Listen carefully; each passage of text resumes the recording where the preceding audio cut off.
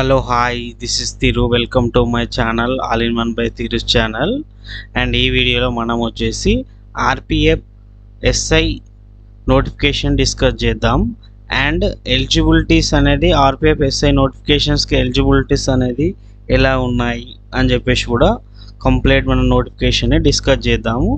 And ఈ notification చూసినట్టయితే మనం వచ్చేసి దీంట్లో ఓపెనింగ్ డేట్ ఆఫ్ అప్లికేషన్ వచ్చేసి 15/4/2024 ఉందన్నమాట.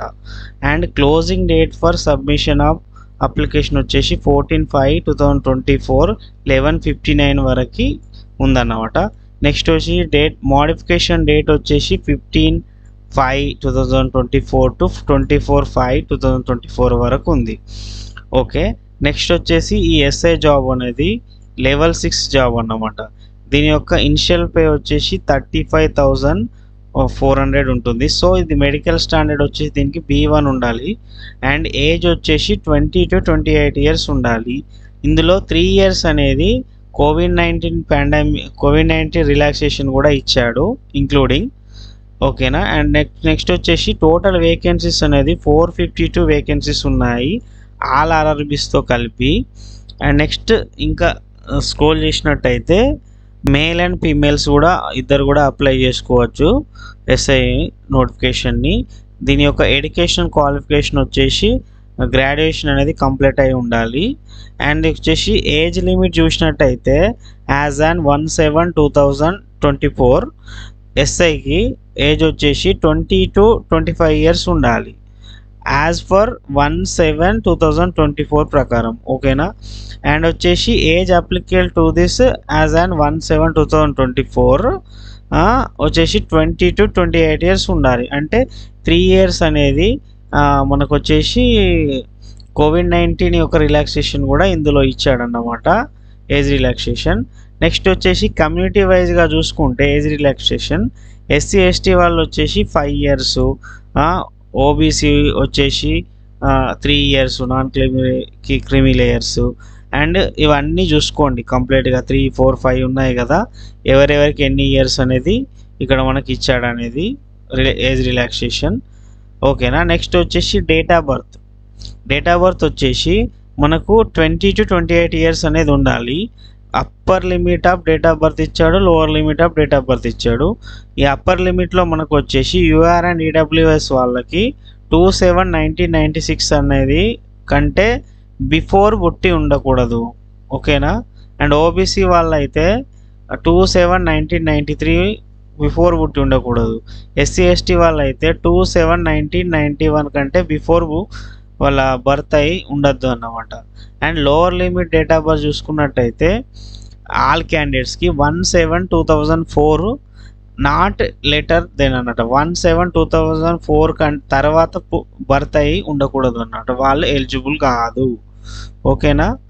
అండ్ నెక్స్ట్ వచ్చేసి ఎడ్యుకేషనల్ క్వాలిఫికేషన్ చూసినట్టయితే దీని గ్రాడ్యుయేషన్ అనేది కంప్లీట్ అయి ఉండాలి ఎస్ఐకి అప్లై చేసుకోవాలంటే. ఇది ఆన్లైన్ త్రూ మాత్రమే అప్లికేషన్ చేసుకోవచ్చు. అండ్ నెక్స్ట్ వచ్చేసి those awaiting result of their final examination of the prescribed educational qualification should not apply. ఎవరైతే రిజల్ట్ కోసం వెయిట్ చేస్తున్నారో డిగ్రీ రిజల్ట్ కోసం, ఫైనల్ రిజల్ట్ కోసం, వాళ్ళు ఎలిజిబుల్ కాదు. అండ్ నెక్స్ట్ వచ్చేసి ఎగ్జామినేషన్ ఫీ చూసినట్టయితే SC ST ex service man, females, minorities and EBC వాళ్ళకైతే 250 రూపీస్ అనేది పే చేయాలి.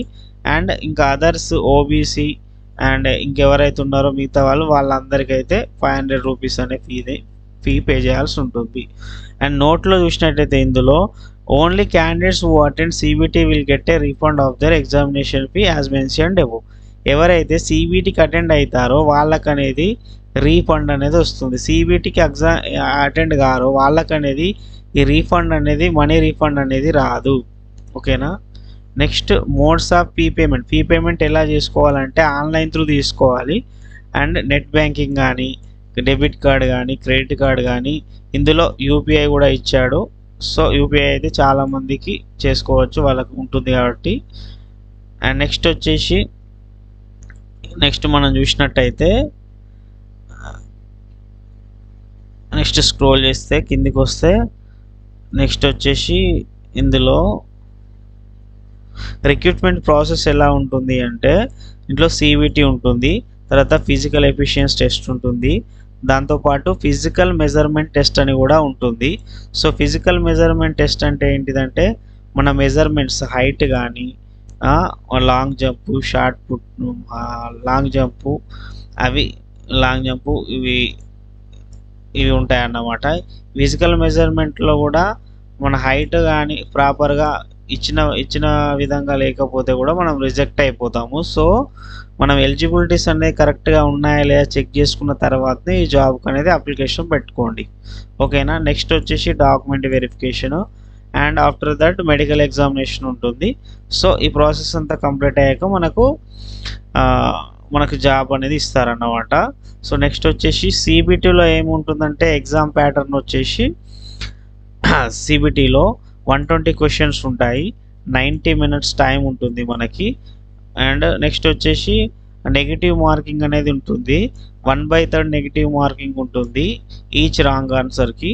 అండ్ వచ్చేసి ఇది నార్మలైజేషన్ ప్రాసెస్లో ఎగ్జామ్ అనేది నడుస్తుంది ఎవ్రీ షిఫ్ట్లో. అండ్ వచ్చేసి minimum pass percentage for eligibilities అని ఇచ్చాడు కదా. సో ఇది మినిమం అనేది ఇంత పర్సంటేజ్ వస్తేనే 30%, ఎస్సీ వాళ్ళకి 30%, ఓబీసీ అయితే 35% వస్తేనే క్వాలిఫై అవుతారన్నమాట. అండ్ నెక్స్ట్ వచ్చేసి సిబిటీ ఎలా ఉంటుంది, ఏమేమి సబ్జెక్ట్స్ ఉంటాయి అంటే సిబిటీలో అర్థమెటిక్ ఉంటుంది 35 మార్క్స్ తోటి, and general intelligence and reasoning ఉంటుంది 35 మార్క్స్ తోటి, అండ్ జనరల్ అవేర్నెస్ ఉంటుంది 50 మార్క్స్ తోటి. టోటల్ వచ్చేసి 120 క్వశ్చన్స్ ఉంటాయి. ఓకేనా. 90 మినిట్స్ టైం ఉంటుంది. ఓకేనా. నెక్స్ట్ సిబిటీ అయిపోయిన తర్వాత ఫిజికల్ ఎఫిషియన్సీ టెస్ట్ అని చెప్పాను కదా, అది ఉంటుంది, అండ్ ఫిజికల్ మెజర్మెంట్ టెస్ట్ ఉంటుంది. సో ఫిజికల్ ఎఫిషియన్సీ టెస్ట్ అంటే ఏంటంటే వచ్చేసి దీనికి పీటీకి రన్నింగ్ ఉంటుంది. రన్నింగ్ వచ్చేసి కేటగిరీస్ ఏమేమి ఉంటాయి, మేల్ అండ్ ఫీమేల్ ఉంటుంది. సో మేల్కి అయితేనేమో 1600 మీటర్స్ రన్ చేయాలి 6 minutes 30 secondsలో. ఫీమేల్స్కి అండ్ వచ్చేసి లాంగ్ జంప్ వచ్చేసి 12 feet అండ్ హై జంప్ వచ్చేసి 3 feet 9 inch మేల్స్కి. అండ్ ఫీమేల్కి అయితేనేమో 800 మీటర్స్ రన్ ఉంటుంది 4 minutesలో, అండ్ 9 feet లాంగ్ జంప్ ఉంటుంది, అండ్ వచ్చేసి హై జంప్ వచ్చేసి 3 feet ఉంటుంది. ఓకేనా. అండ్ ఇవి అనేది మినిమం క్వాలిఫై నేచర్ మాత్రమే ఉంటుంది. ఇందులో క్వాలిఫై అయిన వాళ్ళు మాత్రం నెక్స్ట్ లెవెల్కి వెళ్తారు, లేదు అంటే వెళ్ళరు. ఓకేనా. అండ్ నెక్స్ట్ వచ్చేసి పిఎంటీ అని చెప్పాను కదా, ఫిజికల్ మెజర్మెంట్ అని. ఫిజికల్ మెజర్మెంట్ టెస్ట్లో కేటగిరీస్ ఇచ్చాడు. ఫస్ట్ యూఆర్, ఈడబ్ల్యూఎస్, ఓబీసీ వాళ్ళకి చూసినట్టయితే దీంట్లో హైట్ ఇచ్చాడు. హైట్ అనేది సెంటీమీటర్స్లో ఇచ్చాడు. మేల్స్కి అయితేనేమో 165, ఫీమేల్స్కి అయితేనేమో 157, అండ్ వచ్చేసి ఎస్సీ ఎస్టీ వాళ్ళకైతేనేమో 160 మేల్స్కి, ఫీమేల్స్కి అయితే 152. అండ్ మిగతా ఫర్ గర్వాలీస్, గోర్ఖాస్, మరాఠాస్, డోగ్రాస్ వీళ్ళు ఉన్నారు కదా, వీళ్ళకి వచ్చేసేమో మేల్స్కి అయితే 163, ఫీమేల్స్కి అయితే 155 ఇచ్చాడు. దీంట్లో చెస్ట్ కూడా ఇచ్చాడు, ఇది ఓన్లీ ఫర్ మేల్స్ అన్నమాట. ఇది సెంటీమీటర్స్లో ఇచ్చాడు. అన్ఎక్స్పాండెడ్గా ఉన్నప్పుడు యూఆర్, ఈడబ్ల్యూఎస్, ఓబీసీ వాళ్ళకి 80 ఉండాలి, ఎక్స్పాండ్ అయినప్పుడు 85 ఉండాలి. ఎస్సీ ఎస్టీ వాళ్ళకైతేనేమో 76.2 ఉండాలి అన్ఎక్స్పాండెడ్లో, ఎక్స్పాండెడ్లో అయితే 81.2 ఉండాలి. అండ్ నెక్స్ట్ వచ్చేసి స్పెషల్ కేటగిరీ వాళ్ళకు అన్ఎక్స్పాండెడ్లో 80 ఉండాలి, ఎక్స్పాండెడ్లో 85 ఉండాలి. ఓకేనా. ఇది ఓన్లీ ఫర్ బాయ్స్ అన్నమాట, ఓన్లీ ఫర్ మేల్స్ అన్నమాట. ఫీమేల్స్కి అనేది ఇది ఉండదు. ఓకేనా. నెక్స్ట్ వచ్చేసి డాక్యుమెంట్ వెరిఫికేషన్ ఉంటుంది. ఈ డాక్యుమెంట్ వెరిఫికేషన్ అయ్యాక మెడికల్ ఉంటుంది. సో మెడికల్ అయిపోయిన తర్వాత మనకు జాబ్ అనేది కన్ఫర్మ్ అయినట్టు. ఓకేనా. నెక్స్ట్ వచ్చేసి నెక్స్ట్ చూసినట్టయితే మనకు వచ్చేసి how to apply this job అంట. దీనికి అప్లై చేసుకోవాలంటే మీ డిగ్రీ అనేది క్వాలిఫికేషన్ ఉండాలి కంపల్సరీ. ఓకేనా. And caste certificate compulsory, and వచ్చేసి ఫోటో సైన్ అనేది కంపల్సరీ కావాలి. ఓకేనా. అండ్ నెక్స్ట్ వచ్చేసి చూసినట్టయితే ఇందులో వెబ్సైట్ ఇచ్చాడు, ఆర్ఆర్బి వెబ్సైట్స్ ఇచ్చాడు. ఇందులో ఏ జోన్కి అప్లై చేసుకుంటే ఆ జోన్ అనేది ఆ జోను వెబ్సైట్ ఇచ్చాడు. ఇందులో ఈ అఫీషియల్ వెబ్సైట్ మాత్రమే ఫాలో అయ్యి ఇందులో మాత్రమే అప్లికేషన్ చేసుకోండి. ఓకేనా. నెక్స్ట్ వచ్చేసి చూసినట్టయితే మనకు దీనికి వచ్చేసి ఎడ్యుకేషన్ క్వాలిఫికేషన్ వచ్చేసి గ్రాడ్యుయేట్ అయి ఉండాలి, ఇక్కడ ఇచ్చాడు కదా. అండ్ ఈ పోస్ట్ యొక్క డిస్ట్రిబ్యూషన్ ఎలా చేశాడు అంటే దీంట్లో ఎస్ఐలో మేల్స్కి వచ్చేసి ఏమో యూఆర్లో 157 ఉన్నాయి, ఎస్సీలో 157 ఉన్నాయి, ఎస్టీలో 28, ఓబీసీలో 104, ఈడబ్ల్యూఎస్లో 38, టోటల్ వచ్చేసి 384. అండ్ ఫీమేల్స్కి వచ్చేసి యూఆర్లో 28, ఎస్సీలో 10, ఎస్టీలో 5, ఓబీసీలో 18, ఈడబ్ల్యూఎస్లో 7, టోటల్ 68 ఉన్నాయి. అండ్ ఎక్స్ సర్వీస్ మ్యాన్ వచ్చేసి 10% రిజర్వేషను, 10% ఆఫ్ టోటల్ వేకెన్సీ, ఇది 45 అన్నమాట. ఓకేనా. దీంట్లో ఫీమేల్స్కి వచ్చేసి 15% ఉంటుంది అన్నమాట, టోటల్ వేకెన్సీలో 15% అనేది ఉంటుంది. ఓకేనా.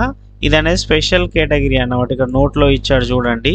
టోటల్గా వచ్చేసి కౌంట్ చేయండి ఎన్ని ఉన్నాయో, 400 అబోవ్ ఉంటాయి అన్నమాట ఈ పోస్టులు. ఈ డిస్ట్రిబ్యూషన్ అనేది పోస్ట్ డిస్ట్రిబ్యూషన్ అనేది ఇలా ఇచ్చాడు. ఓకేనా. అండ్ నెక్స్ట్ వచ్చేసి ఇవన్నీ ఫార్మాట్స్ అన్నమాట, క్యాస్ట్ ఫార్మాట్స్ ఉన్నాయి. ఎస్సీ ఎస్టీ వాళ్ళకైతే సెంట్రల్ ఫార్మాట్లో క్యాస్ట్ అన్నమాట. ఈ టైప్ ఆఫ్ ఫార్మాట్లో మనము సెంట్రల్ సర్టిఫికేట్, క్యాస్ట్ సర్టిఫికేట్ అనేది తీసుకోవాల్సి ఉంటుంది డాక్యుమెంట్ వెరిఫికేషన్ అప్పుడు. అండ్ ఓబీసీ వాళ్ళకైతేనేమో వేరే ఉంటుంది, నాన్ క్రిమినల్ అయితే వేరే ఉంది. వాళ్ళ ఫార్మాట్ అంటే ఎవరికి సంబంధించిన ఫార్మాట్ అనేది వాళ్ళది ఇందులో నోటిఫికేషన్లో ఇచ్చాడన్నమాట. ఇది సెంట్రల్ ఫార్మాట్లో ఉన్న క్యాస్ట్లు అన్నమాట. ఓకేనా. Thank you for watching my videos.